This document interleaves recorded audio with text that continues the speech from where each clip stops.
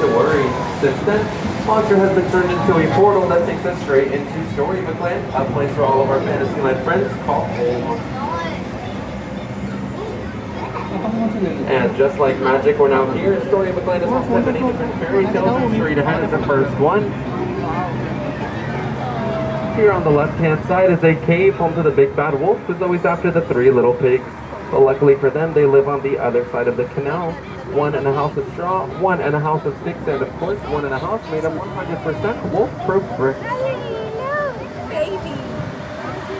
And just around the riverbank here on the left-hand side is a quaint little English village home to Alice. On one golden afternoon, much like today, Alice decided to chase the white rabbit down the rabbit hole when all of a sudden she fell. Down, down, down into Wonderland, where things only became curiouser and curiouser from there. In the middle of the canal is London Park, which has a golden statue of Peter Pan. Here's where Wendy, Michael, and John took their first trip to Neverland, where they were promised that they would never ever have to grow up.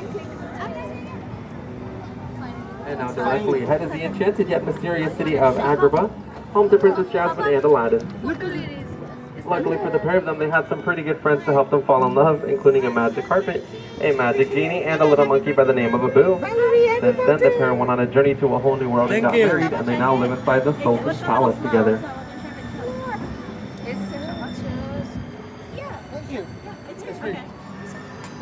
Aladdin, puppy? That's where your shirt's gonna be tomorrow.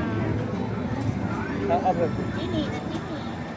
We're now storing underneath our enchanted archways, which are the same archways of Princess Jasmine and Aladdin, stored over, sideways, and under, on a magic carpet ride through an endless diamond sky and into a whole new world.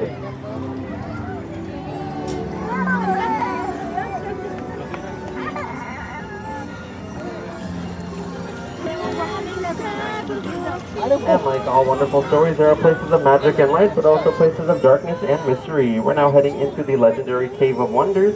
Legend has it, a genie has resided in this magical land for over 10,000 years, and if you send him free, you'll be granted any 3 wishes. Outside of the Cave of Wonders, on the right-hand side, is Snow White's cottage, where she lives with the 7 dwarves. If you listen closely in that little cottage, you will hear them whistle while they work.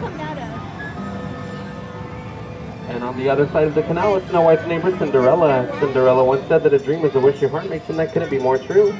Luckily for Cinderella, though, her fairy godmother granted her a wish to go to the ball, where she went from rags to riches and got a beautiful ball gown. So she now lives atop the hill in a castle with her Prince Charming, living her happily ever after.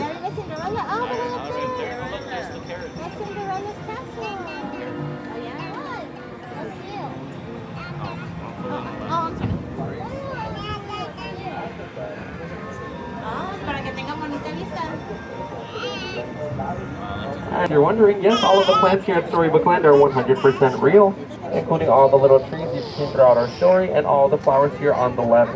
All the flowers make up our hill of quilted flowers, which is inspired by the 1933 film Silly Symphony Lullaby Land.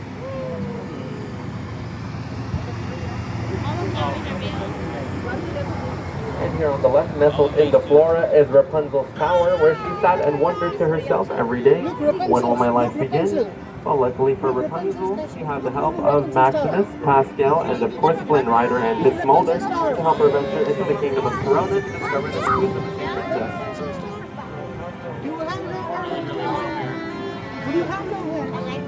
Through the bridge here on the left is a grand manor home to none other than Mr. Toad. Unfortunately, though, folks, Mr. Toad is not home at the moment. We're not sure where he went, but last we heard, he was on a wild ride to nowhere in particular. Just beyond Toad Hall and into the unknown is the kingdom of Arendelle, home to Queen Elsa and just recently coronated Queen Anna, when one day they realized that love is strong enough to thaw a frozen heart.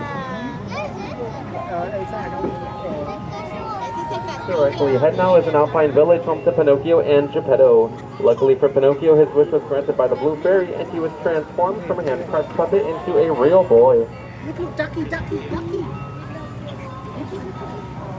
Through the tunnel is the tale of the Little Mermaid. Ariel ventured out from under the sea and traded in her fins for feet to Ursula the Sea Witch, so that she may join Prince Eric on land and become a part of our world.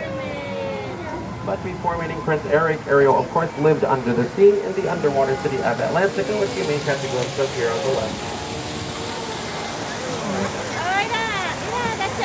Thank God we approach the dock and our story comes to a close.